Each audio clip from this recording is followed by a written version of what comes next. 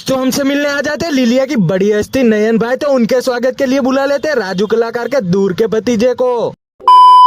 Hello दोस्तों, जय श्री कृष्ण, राधे राधे। आज तो ठेले पर आकर सारा सामान जमाता हूँ, इतने में हमारे पास एक के बाद एक कस्टमर आना शुरू हो जाते हैं। तो सभी कस्टमरों को प्रेम से अटेंड करता हूँ। और दोस्तों आज मैं बहुत ही खुश था क्योंकि आज हमसे मिलने आ जाते हैं लिलिया के बड़े व्लॉगर नयन भाई। तो उनसे और सभी दोस्तों से मिल लेते हैं और कर लेते हैं राम राम। तो दोस्तों हमारे पास मेहमान आए और खाली हाथ जाए ऐसा तो हो ही नहीं सकता, इसलिए उनको भी कुछ नाश्ता पैक कर देता हूँ। नयन भाई से मिलने के बाद हमारे पास एक और बड़े कलाकार आते हैं जिनको आप लोग भी सुनिए।